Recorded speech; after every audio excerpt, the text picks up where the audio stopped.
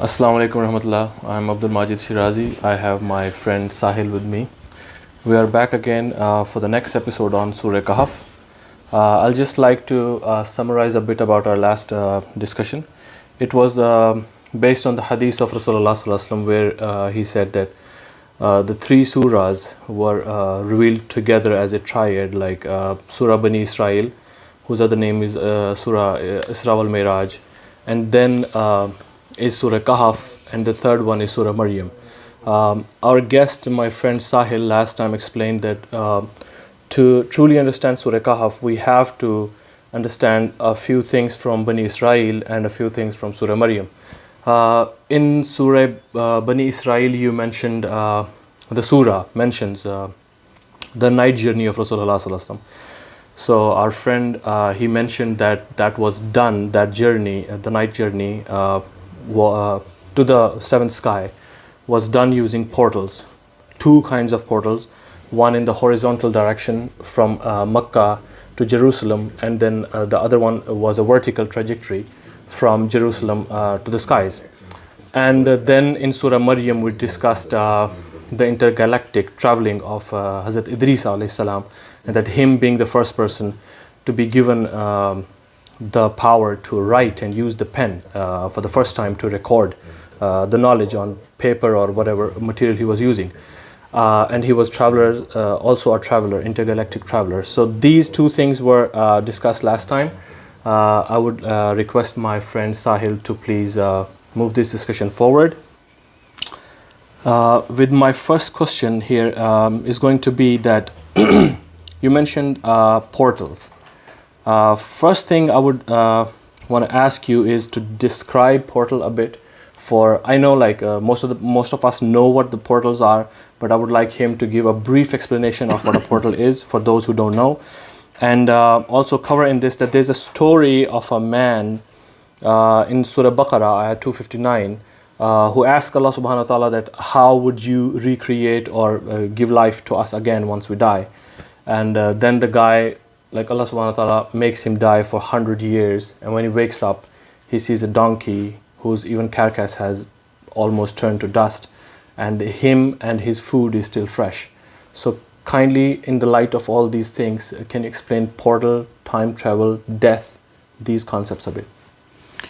Well, first, these three surahs were not revealed together. Of course, they were revealed differently. The Prophet ﷺ actually clubbed them together since he's the one who compiled Bismillah, of course, and then he has this hadith with al-Mu'mineen where he actually describes these as a set of great three surahs.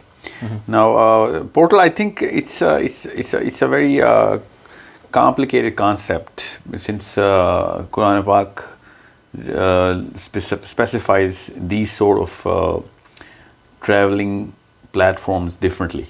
Mm-hmm. For example, when the angels are traveling, Allah subhanahu wa ta'ala has actually literally given us a time differential of how fast they actually travel through them, and it's a relative time scale that Allah has given for this planet versus the kind of time angels actually take. Now, since human psychology, as a Muslim psychology, of course we believe in the Quran, we specifically are not psychologically trained to put angels in any sort of a portal. Yeah. When we think angels come down, we think they come down like a space shuttle come down. There's no, because when you look at the trajectory of the airplanes, there are actually roads that they actually travel to. There are fly zones and there are no fly zones, and then there are optimum distances. Yeah. And every pilot knows that, and we have those lines drawn on the globe. Mm-hmm. But for a space shuttle, there is no optimum distance except the vertical line, right? Yeah. But Allah subhanahu wa ta'ala does not really specify like that. Our psychology is like that. So, for example, when we say the Prophet ﷺ was, being ridiculed at Taif, but Jibreel alayhi salam comes down, we don't really think that a portal opens and then a portal opens here and there, and then Jibreel comes down. Even though that's the fastest way of traveling. So it was a portal that actually Jibreel used, because the Quran actually specifies that this is how fast. And specifically when Amr of Allah is actually to come down, the angels actually take that It's the command of Allah. It is the hukam, hukam. And then, of course, this is a hukam. Jibreel does not really move on his own accord. Yeah. So, psychologically speaking, it's a very tough concept to swallow, that there are portals. Yeah. First and foremost, why is there a portal? Yeah. Because psychologically, for us, we just think that the angels can fly, so they are using the same dimension to go up and down. However, the Quran actually specifies, and this is not just the Quran, even the Hadith specify that, let me just give you an example.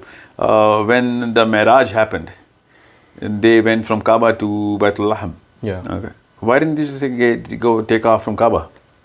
Yeah. You know what I'm saying? So there was a reason why they actually took off. So the argument is always made that, it was the first of the commandments that was revealed at that time. So Jews were told through this journey that now your reign is over and now Islam is taken over.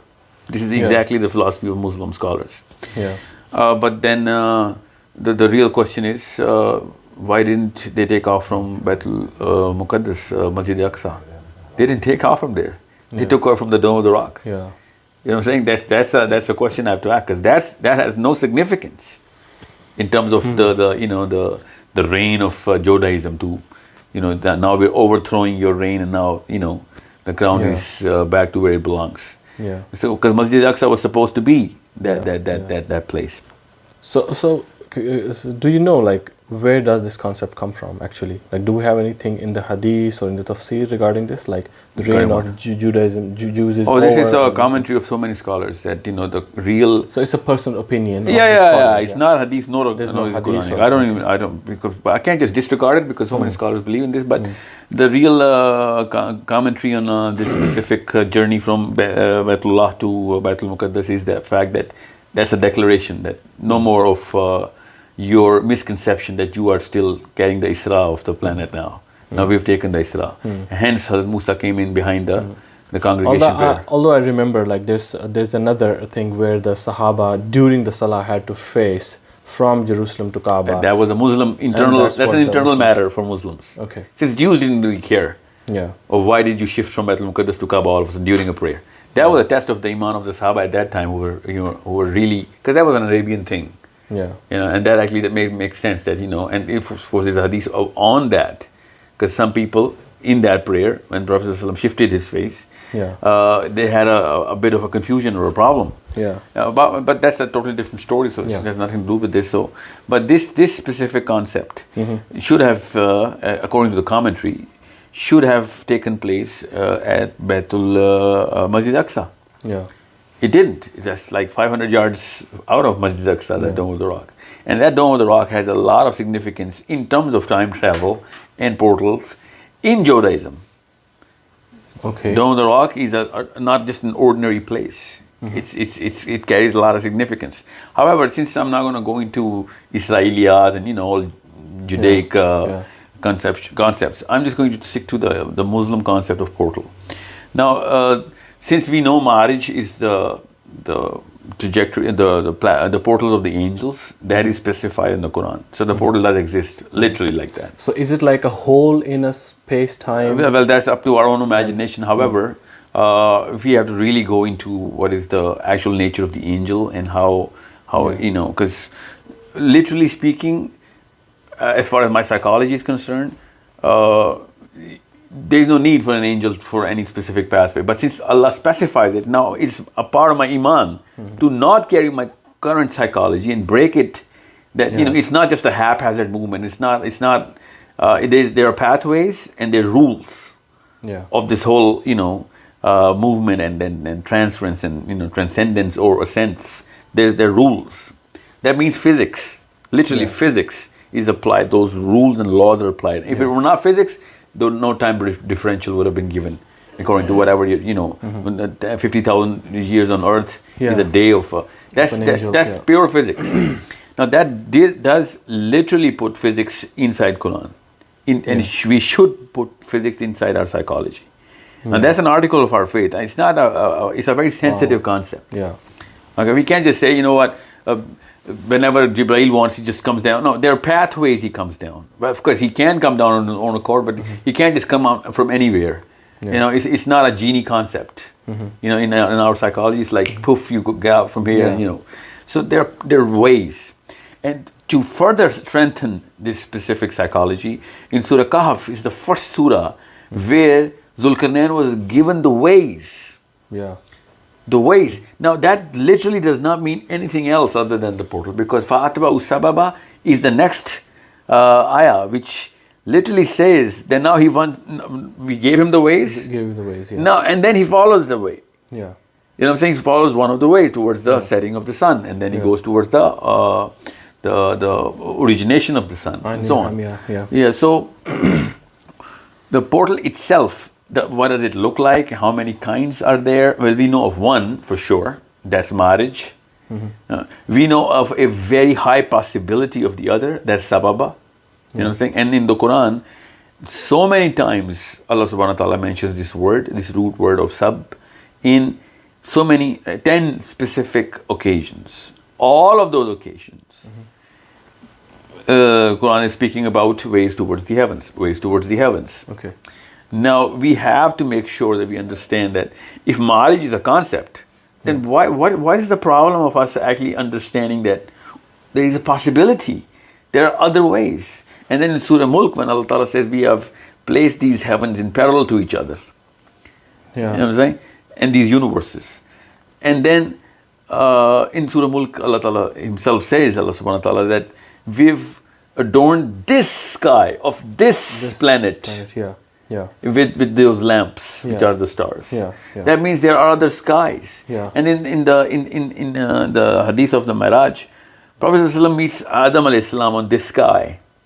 And then he goes to the next one, he meets Yusuf alayhi salam and then Harun alayhi salam, and then Isa alayhi salam, and then Idris alayhi salam, and then, Musa, and then Ibrahim alayhi salam.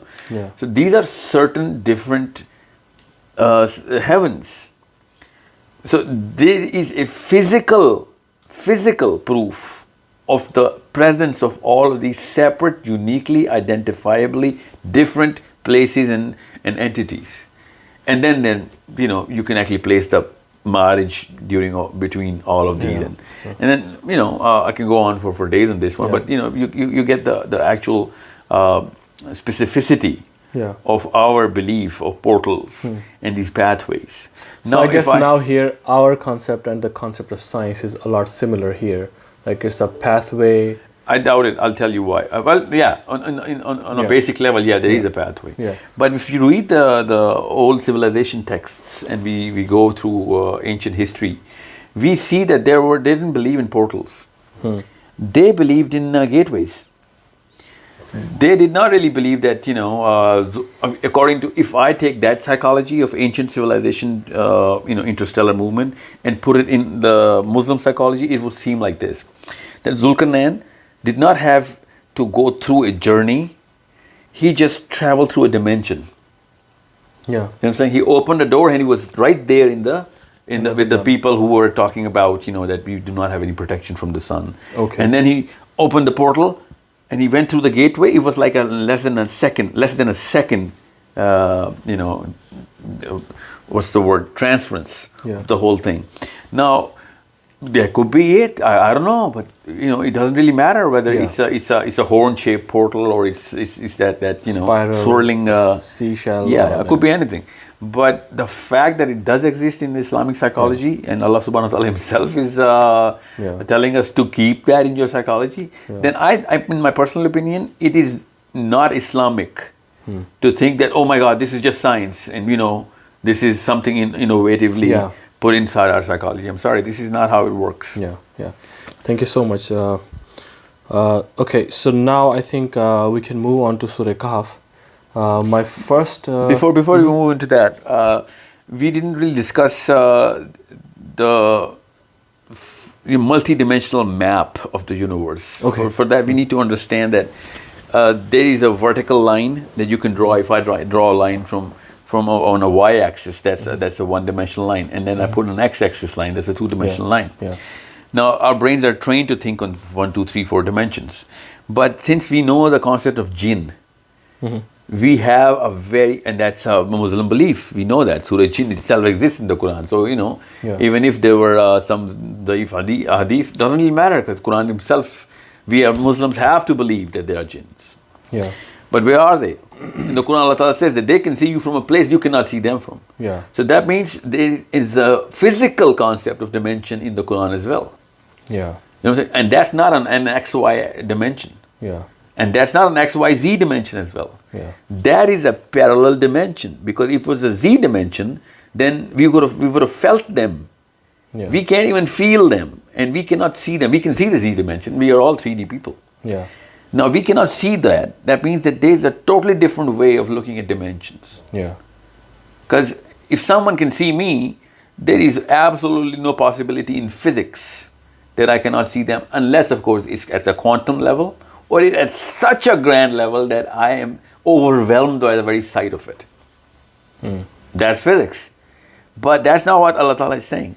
Allah Ta'ala is saying there are millions of jinns and there are Muslims and there are Christians and there, there's a colony and there's a population, and then they are living among you and there you cannot see them and they can see you. Yeah. From places that they're looking at you. That means that's the actual word. They look at you from places you cannot see. Yeah. And then we actually have a company of jinns coming to Rasulullah Sallallahu Alaihi Wasallam after they heard the Quran. And that means the Prophet ﷺ could see them. He met them. The Sahaba were told to stay back.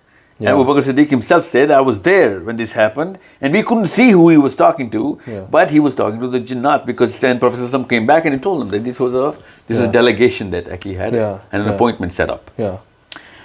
And then Surah Jinn itself, when it starts, Kul uhiya ilayya annahu istama. Annahu istama means we heard. They said that we heard the Quran. Prophet ﷺ was reciting the Quran, and they said, Kul uhiya ilayya annahu istama faqalu jinna. They said that, we've heard something so weird. Yeah. They could hear us as well. It's not just that they can see us. Yes, hearing as well. Ajaba, there's something weird, Of course, that weird is the astonishing miracle of the linguistic of the Quran. I can sense that. Yeah. But they cannot just see, they can hear us. That means they're not that grand or not that microscopic. This is something which is I'm sorry. When this corona thing was going on, people were like, there could be the jinn and the shayateen and all that. It could be, but it doesn't really seem as if, there's just one way of looking at them. Yeah.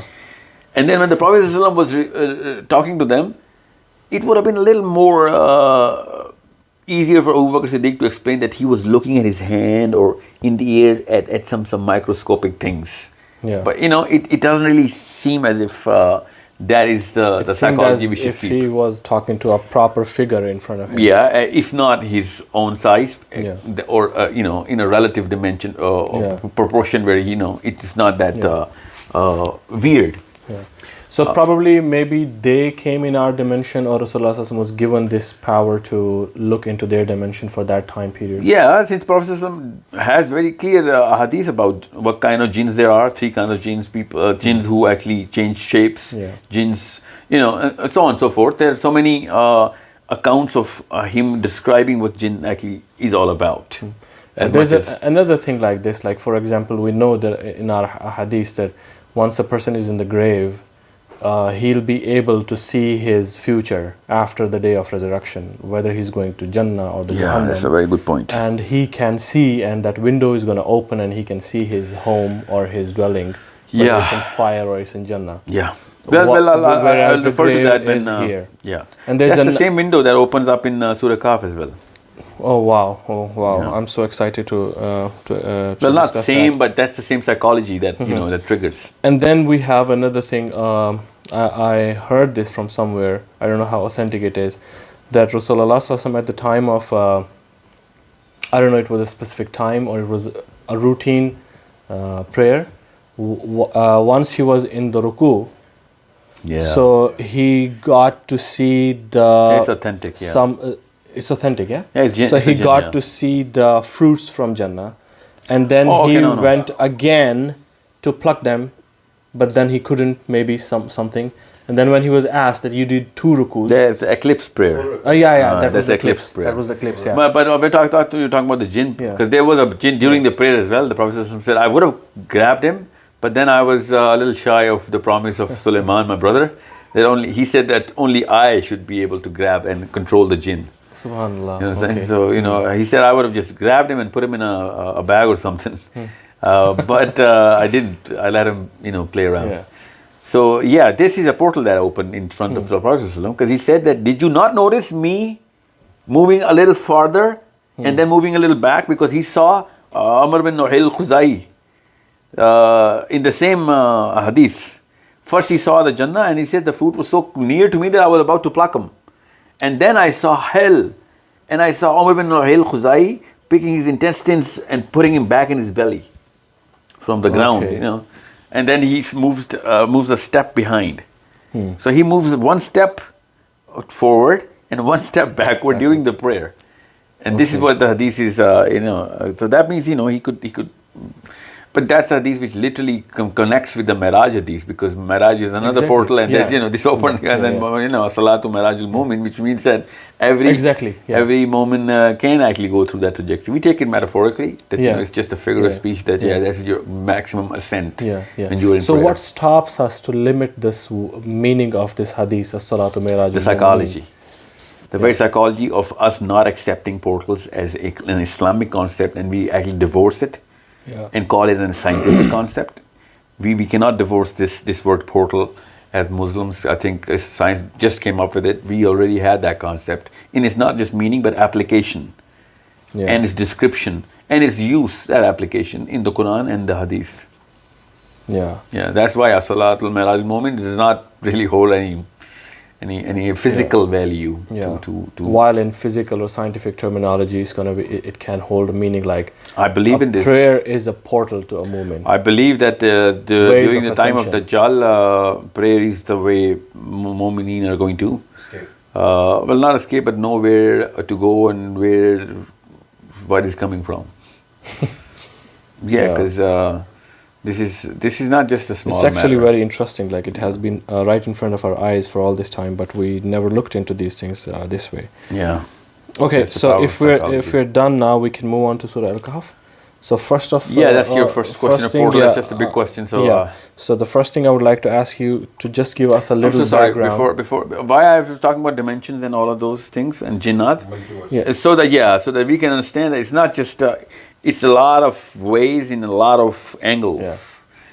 We could be opening a portal to a dimension, and we'll still be here in terms of our movement, and still be going to a totally different universe, because I just would be moving an inch out of this dimension and I'm gone. Or I could be traveling millions and millions of miles literally through a mirage, and would be just like as a normal airplane does, but with intensely high speed and absolutely no change in my physical attribute. So these are many concepts. We can't just stick a concept of portal into an ascension and just going to Saturn or the seventh heaven. We could be using a portal to just traverse through a certain dimension. And I'll be invisible here, but I'll be still here. That's why I mentioned the story of a man. That's attributed to Zayd al-Islam, but okay. So Surah Kahf, would you like give us some background? Why was it revealed? That's going to be my first question. Sure. I think this is the base through which we should set our psychology. I think Surah Kahf was revealed at such a time with such an amazing, because there are no coincidences. This is not a chance, and that too, the Surah of Quran cannot be revealed just because. You know what? Since you guys came in and asked a question, let's just reveal a surah. Our Rabb does not work like this. That's actually a lot deeper concept. Way bigger deal. So we'll come to that, because that concept is also covered in Surah Kahf. It's so amazing. Okay. The concept of inshallah is in. Exactly. So this is something which is so big that. We better understand how the psychological placement of a Muslim should be. So Surah Kahf was revealed literally to answer the question of Jews. The technology of how time travel is done, and what is the concept of ruh, and what is the concept of what do you know about the people of the caves, and what is the whole story that you know of? If you are a true prophet, you should know that. And then, of course, tell us what you know about Dhul-Qarnayn. Now, that's not a regular question. That's not a question, you just throw out in the air. That's just, try and ask him. That's one of those 3 tough things we don't know. So one of the things that's famous about this is like, they threw these 3 questions because they believed that no one other than a prophet can answer them. Although the story of the 7 sleepers was present in Christianity and has been present in many other cultures or civilizations as well. So if it was just a story they wanted to hear, it doesn't prove him to be a prophet. But probably they wanted something else from all Not at all. Yeah, that's correct. That's correct. Anyone could have told them this story. Yeah. Even though that's not the one question that they asked. Yeah. But let's just stick to this question for one. Now we have the story of Alexander in other civilizations. No, nobody believes. No, nobody believes that. That's fine if they don't believe it. But even in mythology, there is a story, right? There does exist a story of story of 7 sleepers as well. Yeah, but specifically sticking to the 7 sleepers, everybody had a fair idea of what 7 sleeper story is. Yeah. And at the time the Prophet ﷺ was, people did attribute that Muhammad ﷺ is a big reader, and he steals stuff from here and there. And he has a lot of mentors. Yeah. But this is not the time. This is not that time. You have to understand what is the time. Yeah. Now this is going to. Let me just start from the background of how these questions came about. So let me just tell you what is the pretext of Surah Kahf. The pretext of Surah Kahf is inside the Ahadith. You'll have to look at it from, you'll reverse engineer as to what the Jews and the use of Surah Kahf in our psychology has in common, and then you'll understand why did the Jews come in. Okay, so a little look into the history, and then people will understand what's actually going on. Jews themselves are waiting for their Messiah for ever since. Mm-hmm. So much so that they're looking into so many signs of the Messiah. Yeah. And since Jesus Christ did not live up to those signs, they were like, I'm sorry. Even though he should have, because their Messiah is going to be imitating Jesus Christ. Yeah. However, they were told that, your Messiah is going to come at such and such place. Such and such place would look like such and such area in the geography, and so on and so forth. We have the story from Salman Farsi's account as well. Yeah. People knew, those Christians knew where the Prophet is going to come in. Dead on accuracy, by the way. Yeah. Yeah. So they were actually following that prophecy of their own, and there was no other way of them coming to Medina. They were in Medina because they were already preparing for whatever is about to happen. Yeah. And they were looking for their Messiah. Yeah. Now, what is the Messiah going to do for them? You know what I'm saying? That's the real question. Why are they looking for their Messiah? In terms of their own survival or their own purpose fulfillment, which is, the capturing of the whole planet and making them live under their ruling and so on and so forth. So it's because it's not the power of evil. Jews are still religious people who believe in, their monotheistic religion, who actually think that, they are very connected with God. Yeah. So it's not like a satanic cult that they were trying to follow. Yeah. They're actually following a prophecy, which is to be fulfilled by their Messiah. Yeah. So, in other words, they have a little test of whoever claims to be a prophet. They're going to test. There's a Messiah quiz that they're carrying. Okay. So if that person can tell them accurately of what all of this is, then this man is our Messiah, because he will be able to use all of these 3 things. Okay. And so if you reverse engineer these questions, you can know literally what Dajjal is going to be doing. That's how important these 3 questions are, because Dajjal is going to do whatever they actually want, their prophecy is. Their prophecies are not wrong. Even we believe in their prophecy that Dajjal is going to come and resurrect the Jews. That's a common prophecy. So it's just like we have Dalailun Nabuwa. So they also have. They had Dalailun Dajjal, but Dalailun Messiah, we call it Al-Masih, right? Yeah. So, and that is his name, Masih. He's going to be known as Masih. The Prophet ﷺ also calls him Masih. So what we really need to understand is that if Jews are testing our prophet, they must have tested many other prophets on that very template. And whoever does not fulfill that template does not know what the technology is, and that's not going to fetch them anything. So the real question is not whether the Prophet ﷺ knew this or not. Yeah. You understand me? The real question is that their Messiah is going to know these questions and is going to be able to use these technologies. Yeah. Hence, for 1400 years, we already know what the Dajjal is going to do. You have to understand that. Yeah. Because they came in and they said, recite to us Surah Kahf. Of course, they didn't say it. Yeah, they didn't say the word. But whatever they said was all Surah Kahf. Because Surah Kahf came in to answer all these three questions. So, Ruh is the very concept. Ruh is the concept of light and, the source of all of that power. We think gravity is the power, but in the Bible, Allah subhanahu wa ta'ala says, let there be light. That's the first agency of creation and change. That's the balance of the universe. Yeah. We think gravity is the balance of the universe. But it doesn't really make sense because God never mentions the power of gravity. He mentions the power of light. Before anything. Yeah. Any matter. The element of light is created. Wow. We still, till date, science does not really know what light actually is. There are only theories about photons and how they transmit or carry whatever kind of information. But that's not a small matter when you think that, Dajjal is going to use the concept of light. And that's the first question they ask. What is ar-ruh? You know what I'm saying? Now there's a lot of commentary on what scholars think, what the Jews meant when they asked ar-ruh. Yeah. You know what I'm saying? But it's a little deeper than this because the next two questions are also... And there's some difference of opinion also, whether there was a question about ruh or it was something else. Yeah. There are only three questions, whether it was a question about the two gardens or maybe the ruh. It's most narrated hadith is about ruh. So then next question is about Ashab Kahf, the people of the cave. And the people of the cave story is something which Allah subhanahu wa ta'ala says that nobody knows how many they are except of Allah. Yeah. They think they were this, and their contemporaries think that there's so many, but only Allah knows how many. So there's a key there of what kind of number of people have to be at a certain place to actually make that happen. Yeah. But let's not go into that kind of detail right now.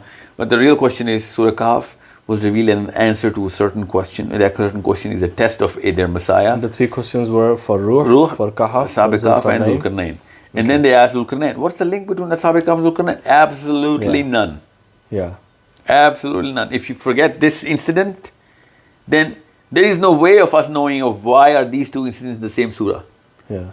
You have to understand that. It is through the Jews, Allah subhanahu wa ta'ala told us of why He put these two in the same chapter of Al Kahf.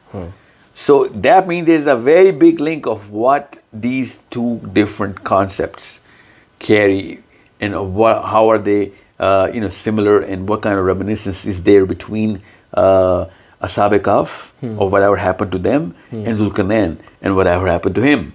Yeah. There is a very big and strong link. It's not a haphazard thrown question. You have to understand that. Yeah. It's a test of Messiah. And then there's a story of Musa and Khidr. Yeah, but they didn't ask that, so I'm not going there. So that's another gift for the Muslims, because Allah Ta'ala put a lot more. Yeah, exactly. And they only have so three. many things to be understood. We have so many, So that is something related to Qadr, I think. Not just Qadr. No. Not The first just thing Qadr. about the story of Khidr is the portal. Yeah. The first thing that that's another. It is as big of a concept as it is in Surah Marij, because in this surah, that's the only place Allah Ta'ala describes the shape of a portal. Yeah. Surah Kahf, we have the shape of the portal.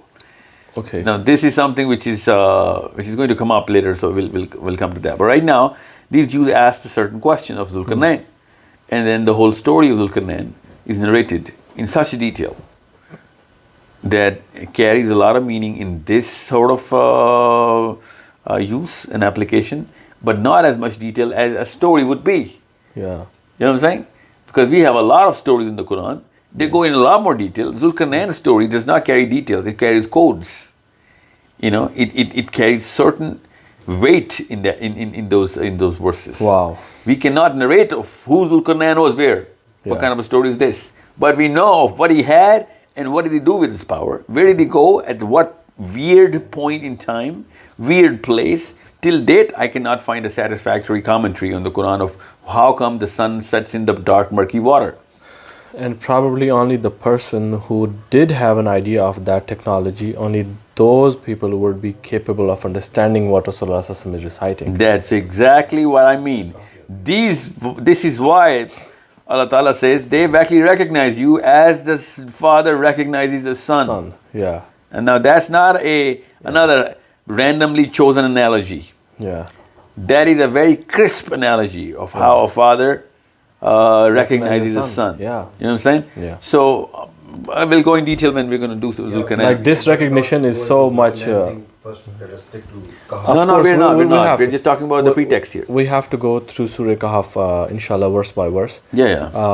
I was just saying, like, about a father recognizing son. Like, even in old times, we know that after the war, if someone was really mutilated really badly and people were unable to recognize who he is, either one of their parents would have to be called in to help, you know. So that's the level of accuracy that Allah subhanahu wa ta'ala says that the Jews understood. So probably through this thing, they really knew that their Dalailun Nubuwah have fulfilled, you know. So that's another discussion why they still did not accept him. Anyway, Well, that's one way of looking at it, and that's the right way of looking at it. But if we can actually look into it from a totally different perspective.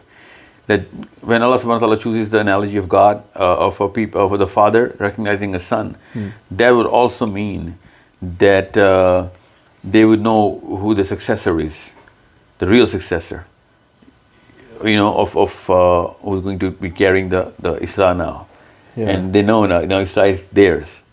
But since they didn't want to let go of the Isra, they're going to put the Isra in someone else, and that's also going to be one of their sons, which of course means the DNA, and that's why they're just playing around with this very concept of, you know. can you explain this whole thing again? I didn't get it. Well, Talking about because there were two sons, Ishaq and no. Well, that's the common way of looking at it. Of, you know, since Ishaq had the Isra, you know what I'm saying. And Ismail did not have the Isra, and according to their books, of course. Isra Is the crown. No, Isra is Israel's. Isra means the crown, the kingdom. Okay. The kingdom is with them. Now, when Allah Ta'ala says they recognize that father recognizes the son, that means they know that now he's the successor. The father is gone. Now he's got the crown. Wow. Okay. You know what I'm saying? Yeah. This is something which is. Subhanallah. Yeah, which is a perfect analogy for them to understand that, you know what? Your reign is gone. Your reign is over. Yeah. Wow. They recognize the son. Again, you know, going that into detail, the real question is Surah Kahf's actual placement. The revelation came according to a certain incident, and that incident is the quiz, the Dajjal template, the Messiah test. And this is something which makes Surah Kahf so important. And knowing what happened, why it was revealed at a certain point in time, what were the question asked, is the most important thing about Surah Kahf. Okay. So inshallah, I'm going to start Surah Kahf verse by verse. Do you have any preference using any specific translation? Well, Should I just follow Sahih International or? Just for everybody's reference, I personally prefer Abdul Halim's translation. He is not only more equipped of handling the phrase of Arabic and also the phrase of English, but any other translation that I've gone through 11, of course, because we compare 11 through many websites now as well, the main top 10s. Most of the translations actually confuse in the phrasing of the English phrasing. And so it becomes a little tough for us to understand that. But Abdul Halim is something I prefer, but I don't really, have any specification because we're going to be sticking to Arabic more than anything else. So I'm going to be only reading the translation. Okay. So you have to stop me wherever you have to make a point. Sure. Okay? So Bismillah ar-Rahman ar-Rahim. So the first ayah starts with, all praise is due to Allah who has sent down upon His servant the book and has not made therein any deviance. He has made it straight to warn of severe punishment from Him and to give good tidings to the believers who do righteous deeds that they will have a good reward, in which they will remain forever. and to warn those who say Allah has taken a son. Yeah, that's where you should stop now. Okay. See, the first 2-3 things are basically psychological settings. We have to understand we are only talking in terms of Dajjal, at the time of Dajjal. Yes. So when the first 10 ayahs are to be the most authentic reference, that these are the 10 ayahs which are going to Yeah. have the actual shield against Dajjal. Dajjal, yeah. So we really need to understand of what is going to be happening during the time of Dajjal. In the first episode, we did cover of what's the map going to look like. Yeah. So these ayahs, if you look at them clearly, you can actually see that belief in the book, the Quran, is the first thing that we have to understand, that there is absolute perfection in this. So there will be the first fitna of how to confuse Quran, as there are some good things